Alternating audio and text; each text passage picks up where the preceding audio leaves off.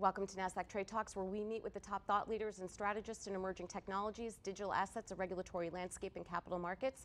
I'm your host, Jill Malandrino, and joining me on the desk at the Nasdaq market site is Simeon Hyman, Global Investment Strategist at ProShares, Melissa Otto, Head of TMT Research at Visible Alpha, Igor Tishin, Information Technology Analyst at Harding Loevner, and Mark Marex, Senior Director of Index Research and Development at Nasdaq Investment Intelligence. We're here to discuss Nasdaq-100 performance, fundamentals in the tech ecosystem, and what subsectors are best positioned for future growth. It is great to have everyone with us. Welcome to MarketSite, welcome to Trade Talks. And Melissa, let's kick it off with a general overview. Really, the question is, can we sustain another move higher in the broader market? That's the million-dollar question. S&P Global Market Intelligence is estimating that December is going to be the first cut. We're maintaining that view into the Fed meeting and the CPI data. So I think, all eyes are going to be on the dot plot, and we're looking at the, forward-looking guidance and seeing if there's any rhetoric that comes out of Chair Powell that might be different from what we heard before. Yeah, and Simeon, it's interesting. It feels as if everything that's coming out of the Fed as it relates to inflation, employment, and so forth, it's just having an effect on all asset classes. I think the Fed is a little overstated here. One of our mantras for 2024 is it's not all about the Fed, because the long end of the curve is kind of normalized. It's been liberated from QE and QT, and it's the long end that drives valuations. So, we see more stability on the long end, and we're not so worried about the Fed, nor, by the way, do we think that when the Fed cuts it will have any benefit. So we're even-handed about it. Don't worry if they're a little late, but don't expect a tailwind when they do cut. Right, and that's a great point that Simeon makes, Igor. I mean, 25 or 50 basis points, is that really going to move the needle in areas of the economy where people are feeling it, right? Probably, but I think it will probably have the highest impact on high growth stocks where your DCF discounts what's going to come in future years. Therefore, if you have this duration, then the cut is great. If you don't have the duration, it's like, okay. Yeah. Well, Mark, let's talk about that Nasdaq 100 performance. I mean, certainly it shows in the numbers here, regardless of what's happening with the macro picture. Yeah, I mean, 2023 was a historic year, right? The index was up over 50%, best year since '99.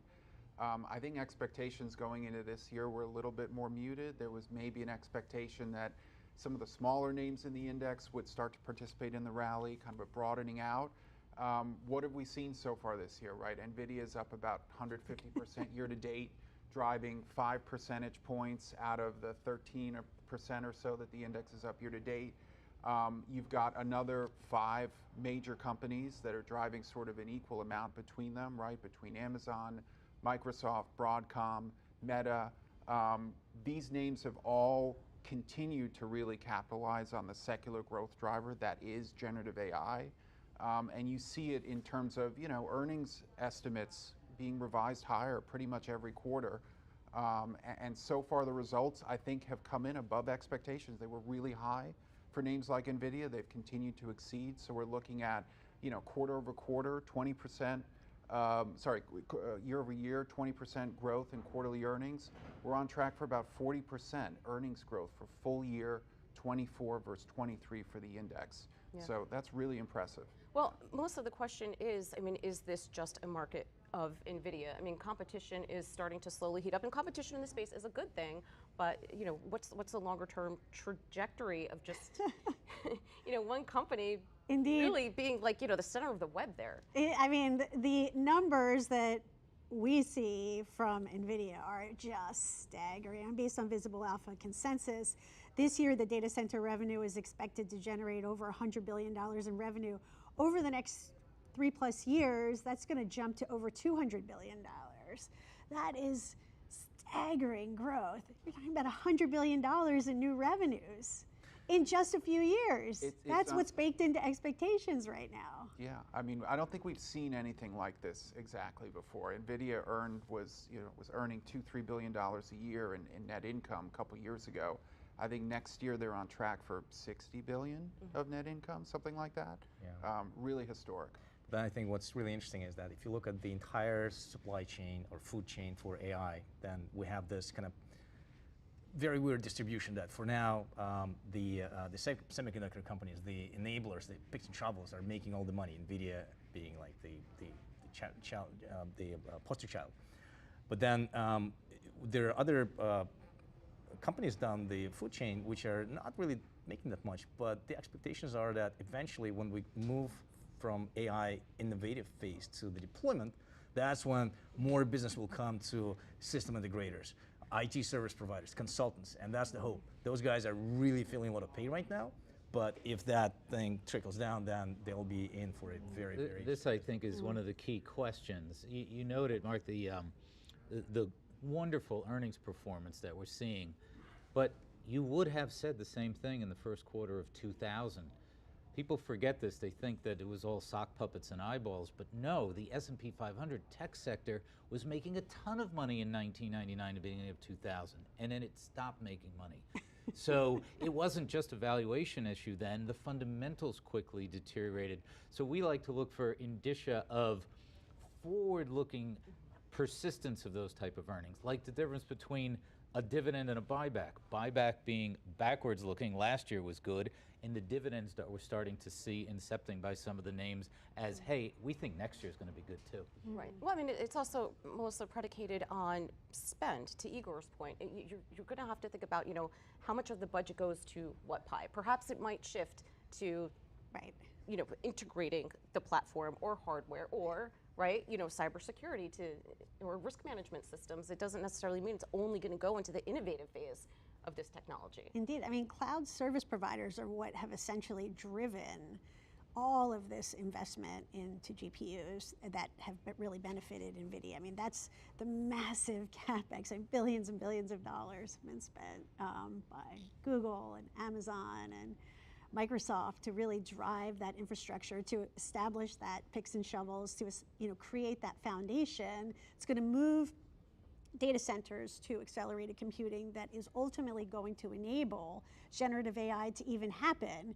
And then once that happens, getting that into the enterprise, getting users within an organization to embed it into a workflow, to understand how it all works together, how it makes sense from a business perspective, that's going to be the $20,000 question. What's interesting about this dynamic is that there are two notorious outliers among those mega caps, which is NVIDIA and Apple, the elephant in the room, who are not going crazy on CapEx like the other folks do.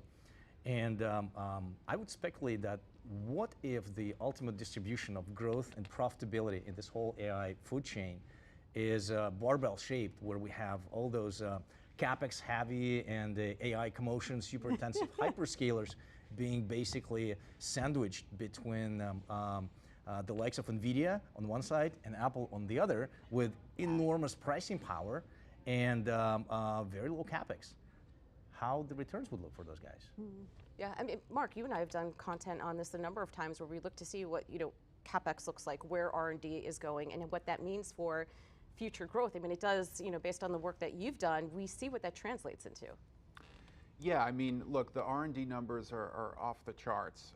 When you compare Nasdaq-100 versus sort of the rest of the broad large cap equity space in the US, the S&P 500, removing those Nasdaq-100 names that overlap, it's an order of magnitude more in R&D that Nasdaq-100 companies spend versus the 400 or so remaining large caps in the US. I think that is what has ultimately positioned them, right? Whether you're Apple, a bundler, whether you're NVIDIA on the GPU side, whether you're the hyperscalers, they have all positioned themselves in leadership starting points, right, to be able to capitalize off of AI. And even within the hyperscalers, Igor, I think there's an interesting debate going on with someone like a Google, obviously, which is facilitating the training, the ongoing compute for AI through Google Cloud. And that's a very expensive endeavor, and remains to be seen how profitable that ends up being for them over the long term. But Google's also seeing huge increase in engagement in AI-enabled search. I was reading research about a recent survey that came out that said almost half of people who are using Google search now are actually using it more than they were before, given that they've integrated that AI feature into search. So they're capitalizing on the search, the core business as well from it. I think one very interesting thing that you just touched upon that I want to make really explicit, it's the incumbents this time around. There's this massive disruption, but somehow, and we can debate which incumbents, but every single pile that you guys talked about are all the incumbents. There's no new entrant coming in. All these guys did this amazing job of doing the right CapEx and positioning themselves.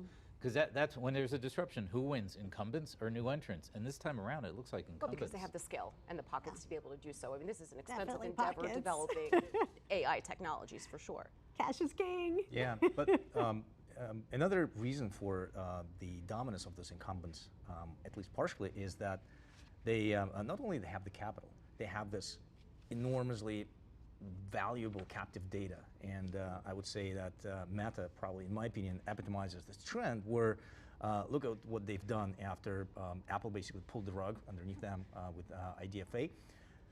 Meta has invested enormous amount of money in creating a very efficient and very independent AI-powered platform for targeting and measurement of digital ads.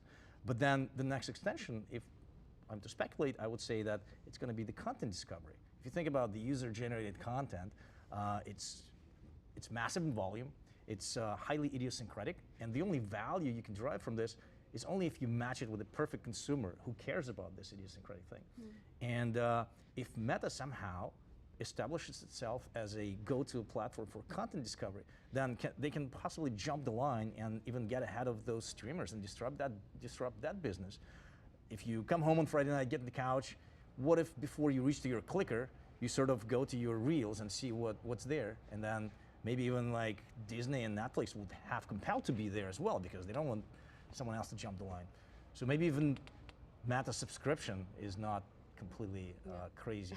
So we need more subscription. Yeah. I mean, I actually wonder, I mean, just kind of jumping off of the points you guys just made, I mean, I wonder if Apple goes more aggressively into its services. I mean, services is very lucrative for them. I mean, they generate double the margin, but it's just a much smaller business. But what if you saw an acceleration in the cloud business, in the content, and that, I mean, they don't have to necessarily grow the service business as significantly as, say, a hardware business, but it could have a pretty dramatic impact. Like, for example, for Visible Alpha, consensus is expecting cloud to generate $10 billion this year, $15 billion in 2 years. That's kind of a drop in the bucket compared to the other cloud providers. Now imagine if we see a pretty substantial migration coming out of this OpenAI partnership that, you know, brings a lot more users to their cloud. I wonder if that would create an interesting scenario. I don't know, what do you guys think? They've always capitalized off that closed ecosystem concept, right? In being the leaders in privacy, security, on top of, you know, the design angle, right? That's what I think initially drove consumers to be so loyal is they want the best designed, best performing product with the best security and privacy features. So yeah, I think it would be foolish to kind of write Apple off at this point and say, hey, they're not going to be as successful in this next wave as, you know, Amazon or Microsoft. And as we're thinking about longer term investment theses and, you know, what company could capitalize and where and kind of trading off of that, Simeon, let's think about the Nasdaq-100 more holistically. If you want to own the basket of the Nasdaq-100, not necessarily have to pick and choose among, you know, all these behemoths. Sure. You know, one of the real growth categories in accessing the Nasdaq-100 has been covered call strategies over the last couple of years. And it's been a fruitful place in the Nasdaq because folks say, well, that's a high growth but volatile thing, therefore I'm going to get paid a lot for writing these calls. Great. The problem is when you do a traditional monthly strategy, you give up so much upside. The SIBO Nasdaq-100 Buy Rate Index has only delivered about 1/3 of the performance of the index. So we at ProShares launched IQQQ, which is our Nasdaq-100 high income ETF, and it's driven by a daily covered call strategy.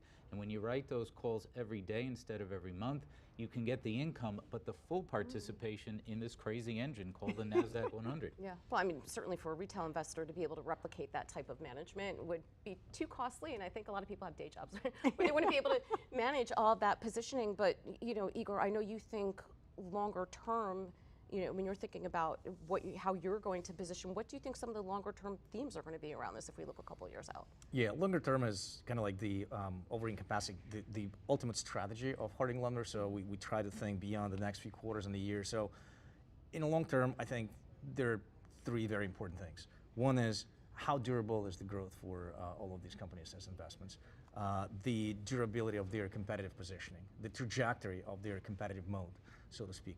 And the third is how credible and well incentivized the management is to kind of get the company through those ups and downs.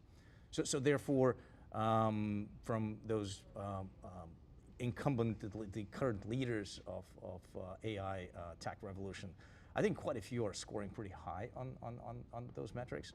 I definitely think Meta is a very well-run company, very innovative and very well positioned from those dimensions. And I also like Microsoft.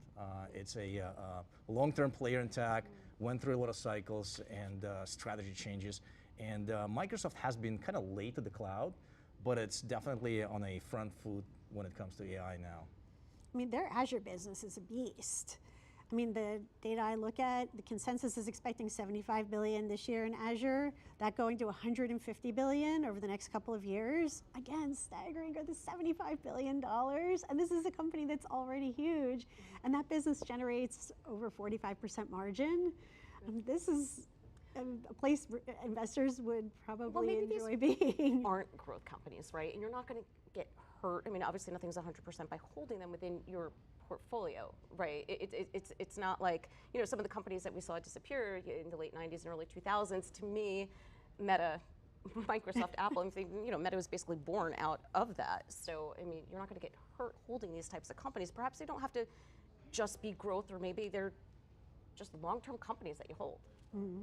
They're core, right? Like that's the story we've been trying to tell investors for years now, is that for anyone who's willing to listen, you know, you look at the percentage of market cap in the US that the Nasdaq 100 represents, it's steadily grown throughout this century from 10, 15% to now it's about 50, right? So it's not a niche part of the market anymore like it was in 99, 2000. It's not, again, to your point, a market full of sort of early IPO type of companies with unproven revenue models, unproven paths to profitability and cash flow. All of that is there, and you know, it's part of why we've seen so much interest from the likes of ProShares and others clamoring for different ways to access the index in ways that, you know, used to only be available to the S&P 500 to do something like a covered call strategy. But now we've launched a number of these different indexes with embedded options. Covered call is just another way, I think, to Simeon's point, to capitalize on the fact that this index annualized returns last 15, 16 years, 15% versus S&P 10. Annualized volatility, maybe about 200 basis points higher per year. For a daily covered call strategy, that is a really, really great starting point. And Simeon, to wrap up here, even when you think about sector breakdowns, right? Perhaps, you know, 20, 25 years ago would have been more skewed towards financials, towards energy. I mean, certainly skewed more to what, you know, today's modern industrials are, right? Isn't that, you know, modern day industrials in the Nasdaq 100? That's just the way the global economy is trending.